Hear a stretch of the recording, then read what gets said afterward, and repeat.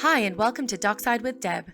In this weekly show, we'll talk to people who are doing some pretty cool things in sailing and experts in their field. I'm Deb I'll, sailor, founder of MySail, and your host for today. Dockside with Deb is recorded live, so you can join in and ask your own questions. To find out more, head to mysail.team/Dockside with Deb. Let's get started. Thank you, everyone, for joining me tonight on Dockside with Deb. And today I have a panel of sailors who are passionate about sailing and also passionate about doing good and using the sport that they love to support the other sailors and their community. So I'd like to welcome with me David Pescud from Making Waves Foundation, John Taylor, who volunteers with Sailability, and Bryan Moore, who is a yacht owner at Middle Harbour Yacht Club and also a regular participant at some of the local charity regattas. So huge thanks everyone for joining me tonight on Dockside with Deb. To start us off today, I'd like to start with David from Making Waves Foundation. And David, can you tell us a little bit about the foundation and kind of your inspiration behind this and what inspired you to start this organization? Yeah, I don't think we've got enough time to go through it all, but we started in '94 when a chap called Phil Vardy was in a wheelchair, did a radio interview. He wanted to do a Hobart, and he wasn't, pardon the pun, but he wasn't getting any traction. And I heard the radio interview and thought, oh, that sounds like a challenge. He was a para. And so from there, it started, and we did the '94 Hobart, which was the 50th Hobart. And then we did the next '95, and then somewhere in that period we started doing one of the guys who'd been through a school said, how about we start getting some school kids through the program, making time to take kids sailing, which we did. That was in '95, '96. It progressed, that took off, proverbial rocket. And to date, we've done 50,000 people through various programs from as far north as Mackay to Hobart. We run a permanent program every year to Queensland, and we have permanent presence in Melbourne now. With L97 is sailing out of Melbourne Port, and we spend a month in Hobart working with disabled and disadvantaged kids. Along the way, we changed our program from disabled and disadvantaged. So people, in short, people that weren't getting a go at this My Sport, we made it available for them the best we could. That's pretty much how it's been, from, right through the '98 Hobart, which we all remember, and then the Round Australia one, which we're all very proud of, because we broke the previous record by 6 days on a 54-foot boat, and the old boat was an old open 60, which we beat. So we're very, very proud about that, and we've gone on to I built a new boat. I sold my old boat, built a new boat in 2000, which was very ergonomically sensitive to disabled people. We'd learned from the Adams, which was not very ergonomically sensible for disabled people, how to do it. And now Kale's been our flagship since 2000. Yeah. Wow. And can you tell us a little bit more about the Round Australia race that you did? I could tell you hours about them. But it was just the best 36 days of my life, simply put. The big challenge for us to break the record was that we needed to have the Northeast Trades, the Southeast Trades, over top of Australia and down the West Coast. We needed that, so that's a winter run.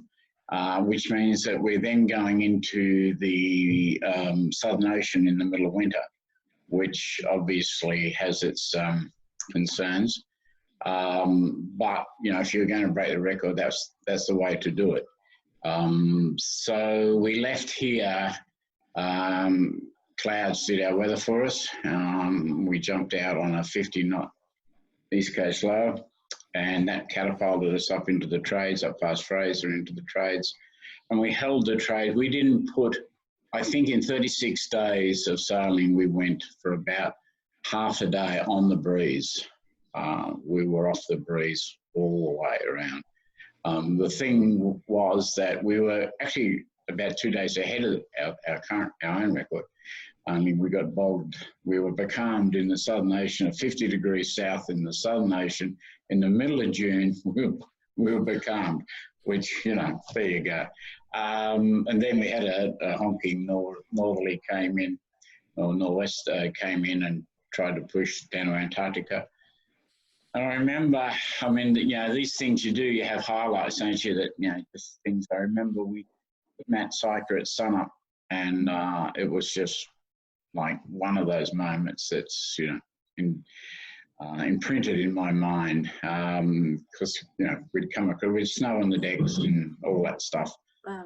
And drag out of that, and then around Matt Syker, and of course we get around Matt Syker, next one's Hobart, or, you know, Tasman Light, and then you're home, you know.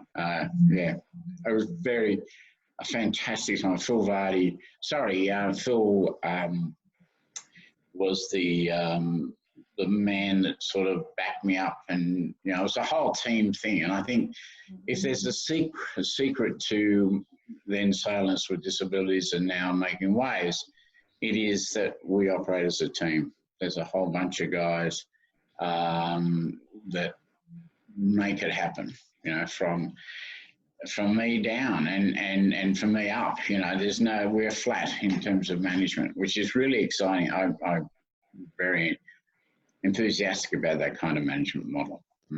Yeah, nice. And I have a question from the audience, actually. How many disabled people did you have on board for that trip? How many? Well, it depends on how you count disabled, but we're all disabled. There were 7 people on board. You had, starting from me, you had a dyslexic skipper, you had an amputee, 2IC, you had another amputee, you had a polio, a double amputee, cerebral palsy, spina bifida, and hearing impaired. So we had bits missing everywhere, really, a bit of a mess, really. Nice. And that's interesting how you put that, actually, because I know we spoke about this before, and you know, you kind of mentioned, you know, everyone is part of the team and you all contribute, and it's not about being disabled or not being disabled, it's about everyone making up the team. Do you want to talk just to that kind of a little bit? Yeah, sure. Sailability and Sailors with Disabilities Now Making Waves, it's about what you can do. It's not, you know, and it's about taking that step and saying, I'm not going to be defined by my disability or my impairment, you know. It's stepping outside your impairment. And that's a mental thing. That's not a physical thing. You know. Disabilities is a state of mind. It's not a physical thing. You know, in that, for example, in that around Australia thing, we got smacked. We were getting pretty badly hit with a nor'wester, about 60 knots, trying to push us down to Antarctica. And we had a storm jib up, and I wanted to go to a storm stay sail. And 3 guys, I said, okay, we've got to change headsails, guys. And the 3 guys that went up there, one's a double leg amp, the other one's a polio, and the other guy was deaf. And they wandered off into the mist and the snow and the dark. And about half an hour later, wandered back and said, what's next? You know, I play with guys like that all day, you know. I mean, that's just, it's, you know, I believe in fairies in the garden. I mean, it is really inspirational to sail with that kind of people. Yeah. They will not be defined by their physical circumstance. Yeah, it's amazing. And you also mentioned a few times Sailors with Disabilities and Making Waves. And so you recently rebranded from, used to be called Sailors with Disabilities, to Making Waves Foundation. What was the kind of driver behind that change? We've moved a lot of our programs now. The most recent program we've done is the Wooden Bow program, or the Rite of Passage program on the Herreshoff out of Woolwich. We see that we're moving into a much broader place in society and having a much bigger impact on those, trying to make those social changes for disabled people. And to do that, we felt that we were being a little bit defined by Sails with Disabilities. We wanted to have a name that was a little bit more representative of what we are and our future. So pretty much, and the other thing that we the disabled find, that the word disability is a defining word, and we really don't want to be associated with defining words. You know, we'd rather think about what we can do, and making waves certainly, and I mean there's obviously the nautical, and I've got the badge if you want the BMW. You know, it won't be defined, and it speaks to our future. We see making waves going into making social change around. I mean, the best example I can say, Deb, is that the women, you know, previous generation, they made this, that the biggest social change we've made in our society in the last 50 years has been women's led, without a doubt. And it was the women that made those changes. It wasn't men, it was women that got in there and did it. So we, the disabled, have to be responsible. If we want a new world, if we want a different world, then we have to be responsible for making those changes. Interesting. Yeah, and because you also mentioned you do, you know, beyond people who might, you know, have some kind of disability or impairment, you're also working with kind of disadvantaged people. And I know your programs kind of spread beyond sheerly just those lawn offshore programs that you've talked to, and you have inshore programs as well. Can you let us know a little bit about, you know, what you're doing with the disadvantaged side of things as well? Yeah, sure. A lot of times the two things overlap. You know, what's the driver? What causes one to be the other or the other to be, you know, I'm not sure. But we do see a lot of times where you see disabled people because of, you know, their inability or the society's inability to support them, they start to fall into that part of our world that needs help. And the outcome that we get operationally, we see what happens when that help's forthcoming, and how beneficial, how effective it is in our lives, in all our lives. And I think the thing, Deb, about this is that when we as a society learn how to do these things, how to help each other, in that process of us learning that, we become a better society and a stronger society for it. You know, there's a lovely cliche that says you can judge the sophistication of a society by the way it treats those in its society that are less fortunate than most of the society. And it's pretty true, you know. So we're working very hard with kids that are having a hard time, because this standard education system doesn't work for everybody, fact, you know. So what happens to people that it doesn't work for? They fall through the cracks and they become, you know, a problem. So the other side isn't, I mean, I come from a corporate background. It's a simple numbers thing. You know, if we can help, we can get kids off the streets and get them into jobs. I mean, our wooden boat program, we took on 6 kids. We had 6 kids got jobs. 6 kids are now taxpayers. Now, as a taxpayer, I think that's a pretty good idea. So, you know, that initiative was really successful, and we're currently a new intake coming in now. So it is to our benefit on many levels if we take ownership of those issues and those situations and see what we can do about it. And how does the wooden boat program work? Say again, sorry? How does your wooden boat program, how does that work? We had a rotten old boat and we sailed it to Hobart, I'm sure. A friend of mine rang me up, and he had a beautiful Herreshoff parked up in Pittwater, and he said, you want it? And I said, no. And he said, oh, go on, take it, you know. And we went up and had a look at it. I mean, there were holes in that. Really, there were holes in the deck. You put your head through the deck. Put your head through the superstructure. The mast was rotten. Unfortunately, I haven't got any photos, but there's on our website. People want to go to the website. You know, it was just a mess. Yeah, and we got it down here, and we said, you know, we've got to get to the Wooden Boat Festival, which was at that time about 18 months away. And everybody said, you can't do it, it's impossible, you know. Well, that's bad thing to say to me, actually. So we took it on, and it took us about 6 months to line our ducks up. We had, it was really great because the industry just came in behind us, you know, across the board. It started with the guys at Woolwich Stock, put their hand up and said, yeah, we'll give you a berth and look after you, lift you out, put you in, and blah, blah, blah. You know, Sandy Oatley and the Oatley family kicked in there. We had the guys at, just everywhere. What's the wood guy? I can't think of his name. Not Trend, Anagate Timbers. Our mast was rotten. You know, we had to rescarf the mast and rebuild it all. Deck was rotten, you know, and everybody kicked in. We actually brought it in on time, on budget, and 6 kids got jobs. Nice. When was the last time anyone could say that to you? Yeah. No, and the 6 kids who got the jobs, so they, I'm assuming, kind of learned, you know, some trades or some marine trades through that program. Is that how it worked? Yeah, and you know, I mean, we all have the experience of teenagers, you know, and I'm currently dealing with a whole new group. And they're horrible things, aren't they? I mean, you know, the average teenager, you just really don't want to know about. And our guys were no exception.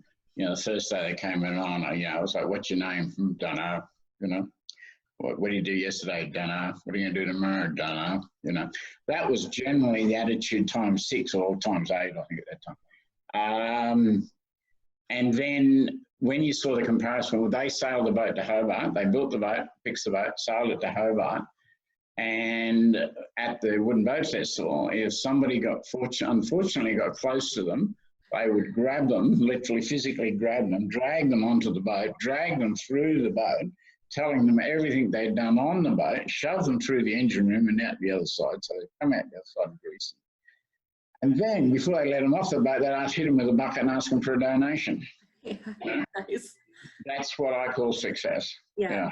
That's what we did. And that's what we do. And that's really what making waves is about. I mean, that kind of encapsulates what we're about now these days. I mean, we do Hobarts and stuff, but it's really about kids. It's really about getting young people thinking that they can have a full and complete life. Yeah, that must be such a sense of achievement to be able to, you know, put all of that effort in and then come out the other end and do that, and, you know, a lot of pride around showing it off.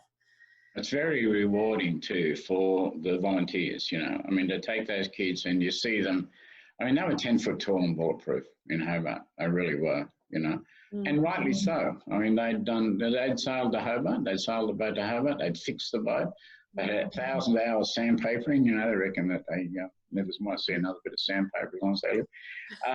Yeah, and so they had a right for that experience, and they had ownership of it. It was great. Yeah, and you mentioned, you know, the kind of reward for volunteers. If people want to get involved or support Making Waves Foundation, how can they do that? Website's your best channel, and on the phone, I mean, I'm dyslexic, so I'm a phone person. But no, website. Go to the website and follow that down, and we've got plenty of room. I mean, the COVID thing, you know, we can't ignore that. It's thrown a blanket over everything. And the way we're dealing with that, as far as volunteers and everyone's concerned, we're just full steam ahead. It's sitting inside the COVID constriction around us. But it won't last forever, you know. And I mean, the big thing for us is that we deal with these problems all day. My guys deal with disabilities and problems like this every day of the week. They know how to handle impact problems. So if anybody wants to volunteer, please put your hand up and jump on the website, and it's pretty easy. I can work it, so it's pretty straightforward.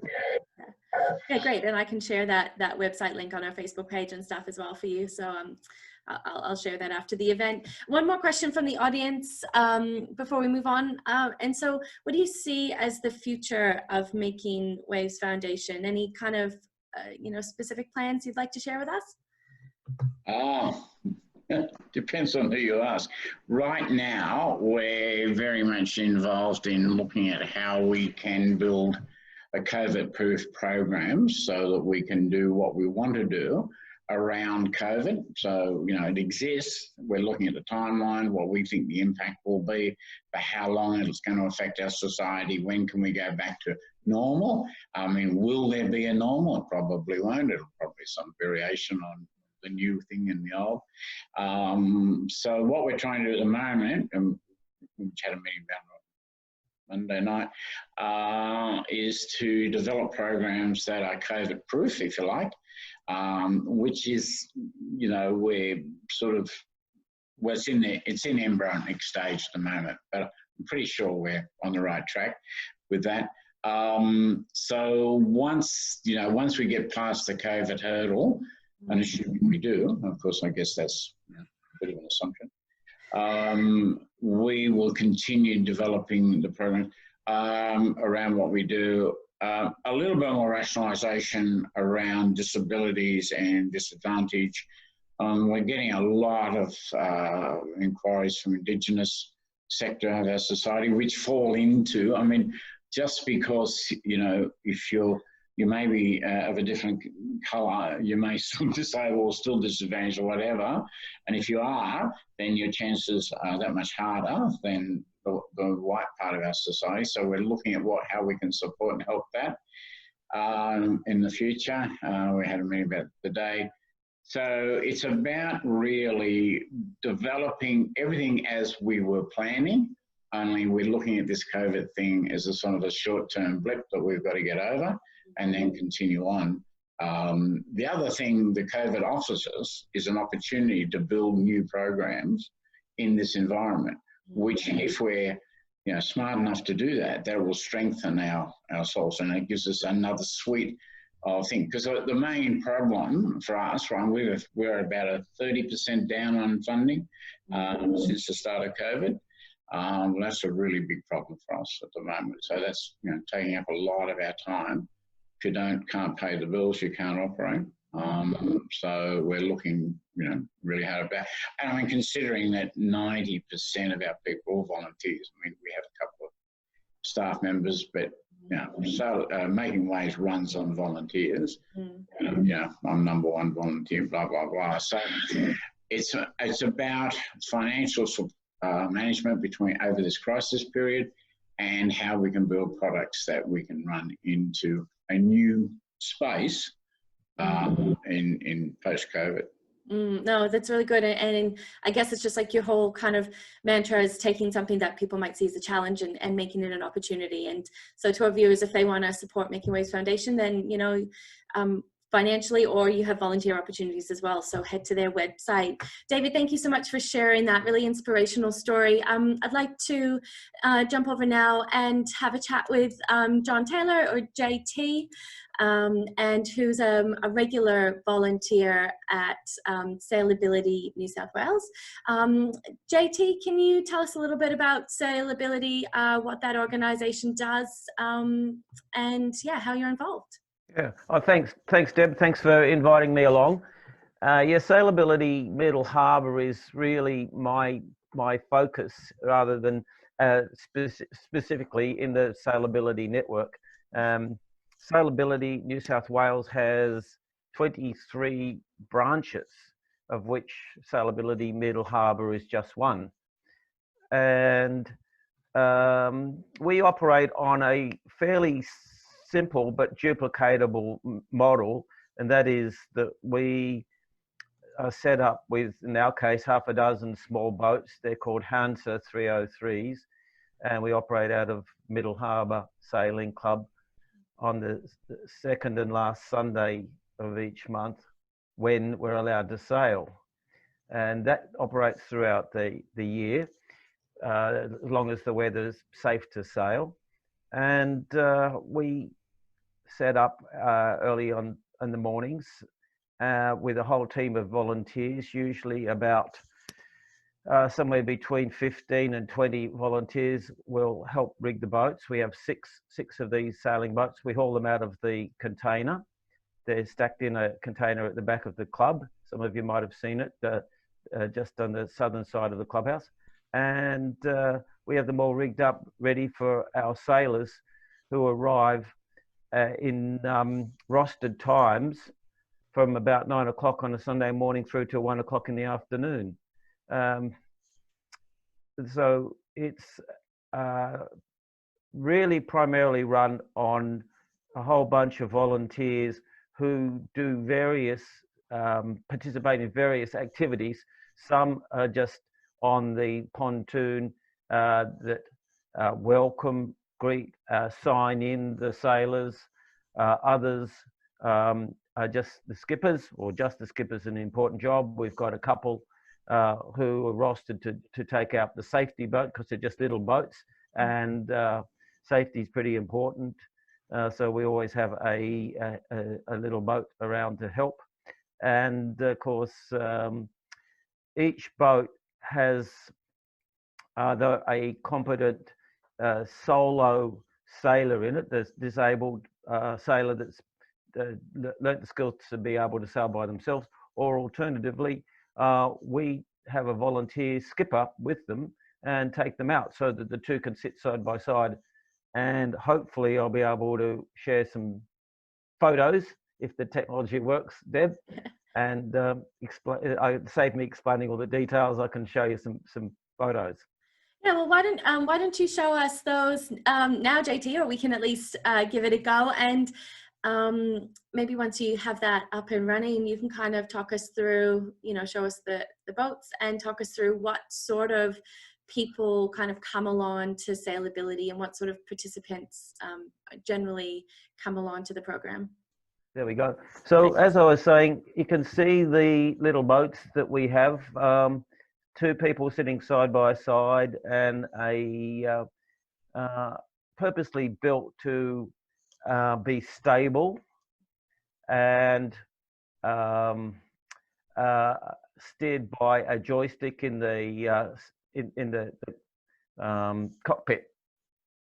Very, very easy to handle. They have a ballasted centerboard or a keel that we can lower in when we rig up the boats. This is a sort of a typical scene setting up on a Sunday, with groups being prepared to go for a sail. Life jackets, sunblock, hats, the usual sort of thing that sailors need to equip themselves with before they go for a sail. We have a range of different people, different skill levels and different disabilities. Some are just able-bodied but have Down syndrome. Some are amputees, vision impaired, some stroke victims, and so forth. So we try and cater for all who are willing to come along. The safety boat I mentioned, donated by the Sir James Hardy Masonic Lodge. Couple of little photos of the sort of scene that you see, boats crowding around down there on the pontoon at Middle Harbour, the sailing club. And this is how we get wheelchair people in and out of our boats. There's a simple sling set up, and the crane lifts them up from the wheelchair, swings them across, and lowers them down into the boat. And it's been a proven formula set up about 25 years ago, and we have been operating for about 15 years using the same time-proven equipment and methods, and to date we're still going strong. Thank you for sharing those with us. And it gives us a good explanation of the types of people who come as participants. But I think one of the other things you mentioned as well is the volunteers and all of the different roles involved, which is, interesting because, I guess you don't really need to have any particular sailing skills to get involved as a volunteer. Is that correct? That's right. There are some of our volunteers who have got no idea or no interest in sailing, which is great, because we don't want everybody to be out there wanting to go for a sail. We value people that assist our sailors put on life jackets and welcome them. We have an insurance cover that's set up by Sailability. So each new arrival needs to be signed in. We have a time slot for each sailor so that they know that they can come down and go for a sail and then head off at a set time that we've arranged with them. So it's a roster setup. Getting back to the volunteers, we have a range of skill levels. Some are world champion sailors and others are keen to learn to sail. So we teach the volunteers to sail as well as our sailors. And we have some volunteers who are retirees, quite a lot of them, because they want to put back into the community, and others younger people doing their Duke of Edinburgh awards, or doing community service for their school, or just enjoy some sort of community service, and they see the opportunity to lend a hand maybe once every couple of months whenever they can fit it into their busy schedules. So anyway, it works for many people, and we are very lucky. We don't seem to have too much trouble getting volunteers to help us. Yeah, interesting. And you yourself, what kind of was your inspiration to volunteer, and how long have you been volunteering? So for me, the background was that I was involved in Rotary, and Rotary likes to embark on various community projects. And one particular year, we were left with a whole bunch of money from a very kind Rotarian who passed away and donated some funds. And the Rotary Club decided to buy a couple of these access dinghies and put them into a Sailability branch. Well, the Sailability branch actually didn't start up, and we were left with the dinghies and no club. And I approached the Commodore at the time, Ian Box at Middle Harbour, and I said, how about we set up a Sailability down in Middle Harbour? And he said, what's that? And after I explained it all to him, he said, yeah, good idea, JT, go for it. And he was happy to make the club available the facilities, which in 2005 were not quite as good as they are now, but he was positive about it. And with the support of the Rotary clubs, we started off with 2 boats and a fairly simple storage system, a bit random in the rack shed, but over the years we've I guess grown with the club, and now we're enjoying some terrific facilities with disabled amenities. We have the lift in the club now, the disabled parking. We have a great pontoon to launch from, safe storage in the container and so forth. So it's a wonderful setup, and we're very grateful to Middle Harbour to provide that. And as for the funding, a lot of people ask me, well, where does all the money come from? We get support from the Rotary clubs, Rotary Club of North Sydney, Rotary Club of Northbridge. They've always been very generous. We have single donors who'd come out of the woodwork when we least expected. It's very generous.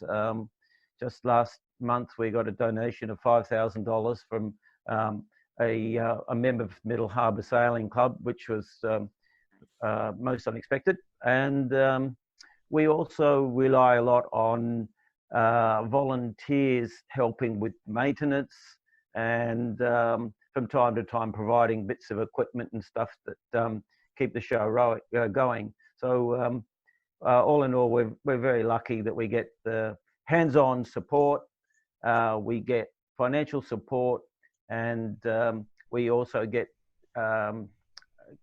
support from the council. They help us with things like parking permits and so forth to make it easy for the volunteers to park on Sundays in crowded parking areas. So yeah, it's a community effort, and it's a great story. We've had some of our sailors come back from a sail and join us 5-10 years ago, and they're still sailing with us. Wow. So you know, we feel as though we're contributing there to to lift their spirits and provide something a little bit unique for them. A little bit like David, I'm in awe with what he's done. We can't quite match it, but certainly we can provide a bright spot in people's day. Yeah, amazing. Thank you, JT, for sharing that with us. And it sounds like, you know, very complicated but well-oiled machine, and certainly. Yeah, it is, and this is something that's going on throughout New South Wales, throughout Australia, and in throughout many countries in the world. It's a model that it can be easily duplicated. It's quite simple to run, and yeah, they have world championships in these boats because you know, they're all the same. Yeah, exactly. And like you said, it's happening, you know, I know there is sailability around the world as well. So no matter where you're located, if you want to get involved, then that's, you know, that's certainly something that you can look into in your local area. So thank you so much, JT. I'd like to now move over to Bryan. So Bryan Moore is a long-term MySail member and is actually taken, I know, a whole ton of crew and sailors who have come through MySail out on his yacht Shibumi out of Middle Harbour Yacht Club. So some of our listeners may know Bryan if they're located in Sydney. And Bryan's also a regular participant at some of the charity regattas that happen from the club. And I wanted to speak to him about these charity regattas and give people, you know, an idea of what those are all about as well. So Bryan, thanks for being with us. Could you give us a little, you know, summary of what is a charity regatta, what's involved, what does that mean, you know, what is it? Sure, thanks, Deb. Inspired by David and John as well. That's terrific, and I guess that's a little bit of the rooting of why I got involved. But the charity regattas, they're probably best described as being couched around, one in particular is around an industry, the ASX financial institutions, and it's good to see corporates get involved. So they couch a regatta around a social day, where people that don't ordinarily sail, or those that claim their claim to fame is hiring a catamaran at Hamilton Island as their sailing experience, get to come out and experience a regatta. And the corporates pay to have a boat. As a boat owner, we don't see any of that. That all goes straight to the charity. So my part in that is donating my boat, my time, and I normally attract a first mate on board as well to make it nice and safe. And Deb's helped out a few times on some of those regattas. So another one that's very dear to my heart is the Giant Steps Regatta, which raises funds for an autism school in Sydney, you know, which is not fully funded by government, so they do rely on outside funding. And that one was particularly interesting last year. We had more than enough boats to cater for the corporates, and we were lucky enough to have some parents and carers of kids and teenagers that are on the spectrum on board, and it was so beautiful to have those people and to give them one day of respite from their normal daily duty of being a carer. And I guess I learned a lot from that, and I think Deb, you were on board that day. It was so nice to see them. But so all these events, they raise funds, and they're certainly couched around a social event. We make sure they're as safe as possible in all that. We do a full safety briefing with them, and we talk about the race and the rules, and we talk about that as we go through the day. And I can assure you that some of these people, it could be the first time on a boat, the first time doing a tack, the first time self-tailing and winching. By the end of the day, you know, 2.5 hours or 3 hours or so, some of these people think that they're ready to do Sydney to Hobart. But I guess that's what we want to do, is show that the sport is open, friendly, in the spirit of competition as well. But if I could just quote one figure, the ASX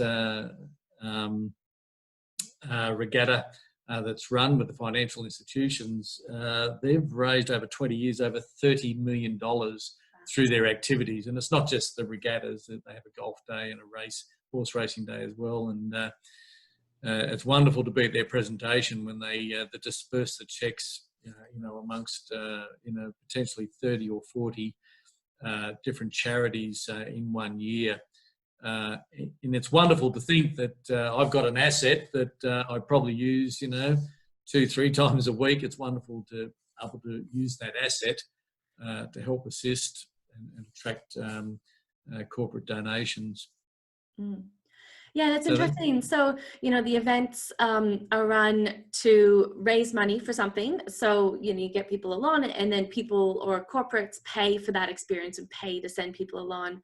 You as the yacht owner, you've donated your yacht, you've donated your time to take them out. But I guess as on top of, raising money, you're potentially raising awareness for the cause, as you mentioned, and also kind of raising, awareness of sailing as a sport and as a potential activity that all these participants who come, who, are then inspired to do their first in Hobart after their 3 hours on the water, but getting people into the sport as well through this program. Is that kind of how you see it? Yeah, and we've had a couple of opportunities where those people have come into the sport a little bit more regular than they anticipated or we anticipated. But I think it's also, as you say, it's a good awareness of the facilities that the sport provides, and certainly the skill levels. It's not just a beer and steer. It's actually, there's some skills involved. There's the rigours of safety and the rigours of rules, which are often tested during a regatta in the most friendly of terms. But I guess that's important as well as a sport, to make sure that we're sharing all those insights as well. Mm. Yeah, interesting. And so you mentioned some people who came and then came back. So have you had participants from the charity regattas who have actually come back to crew with you or sail with you, after the actual regatta day?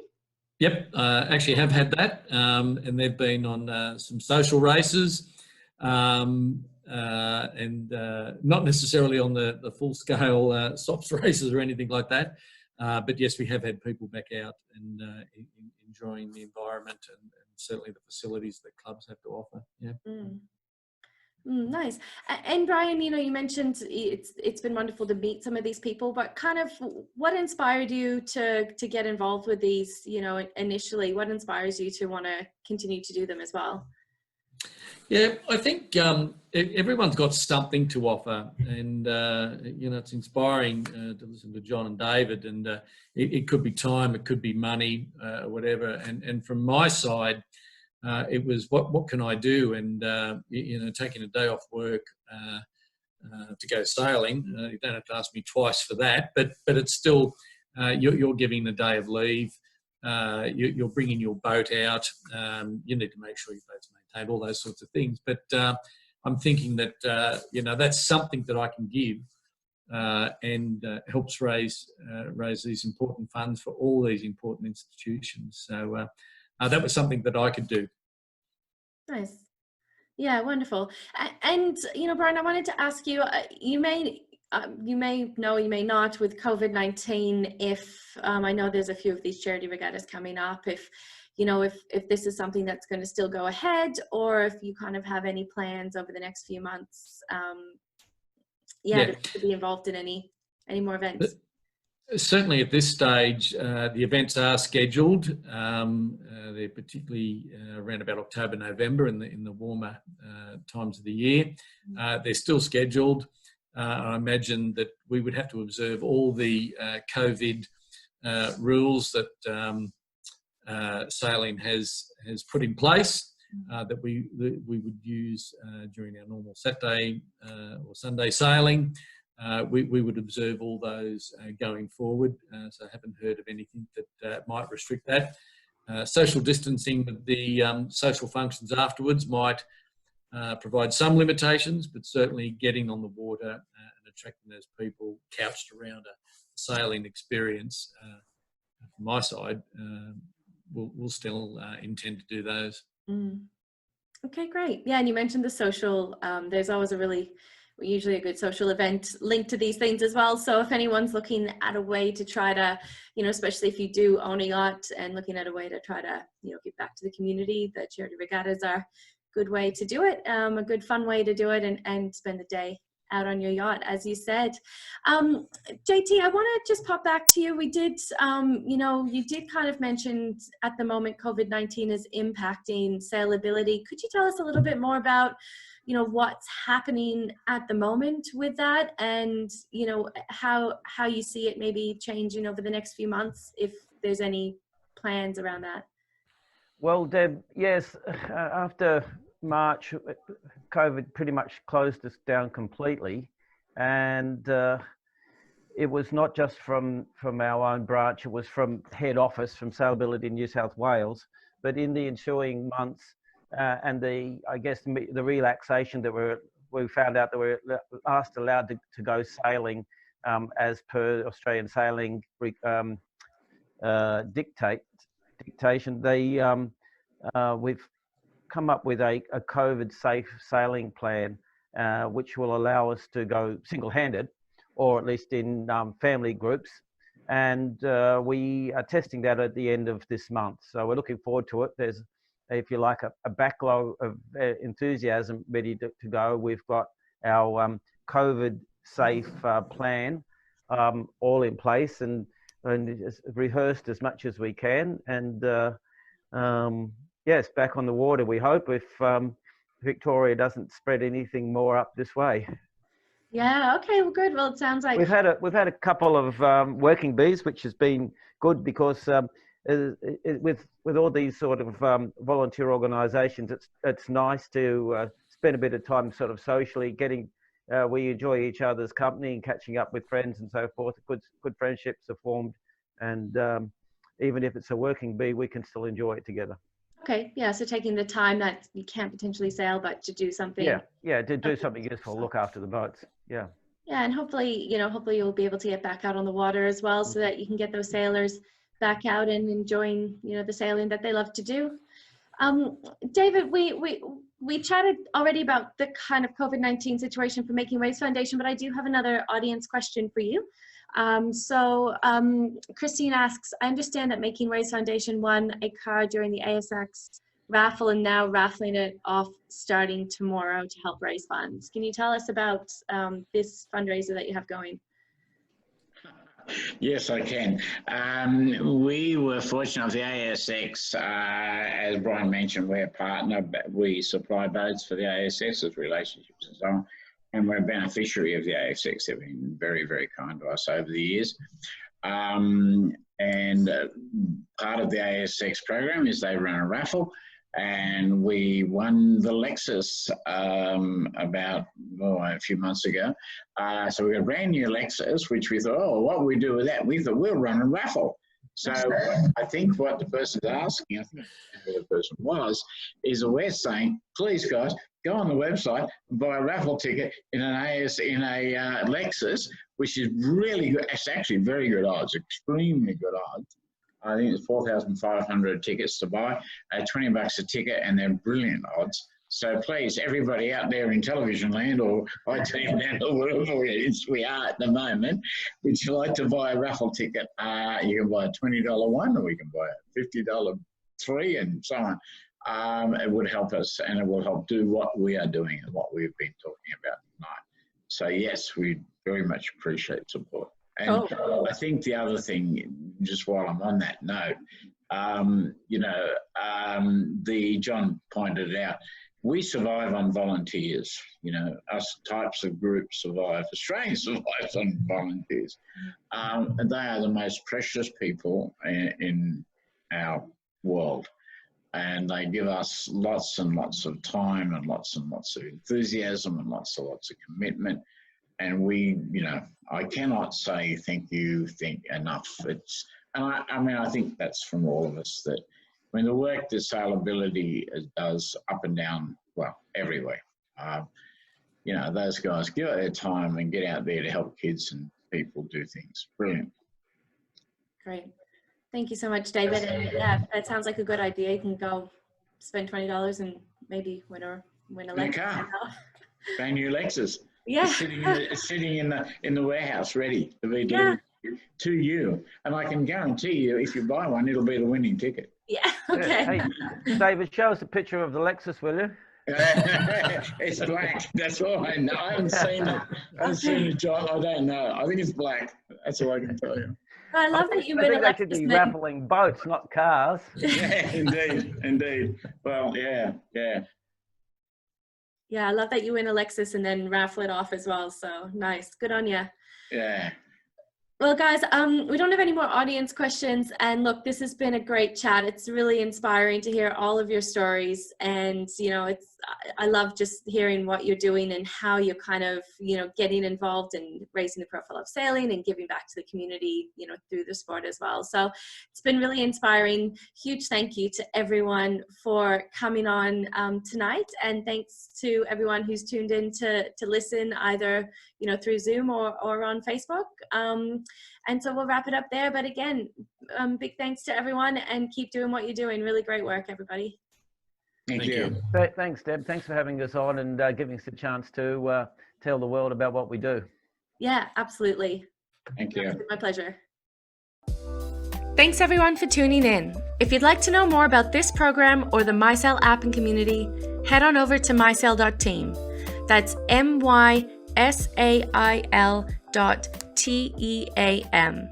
Until next time, stay safe and happy sailing.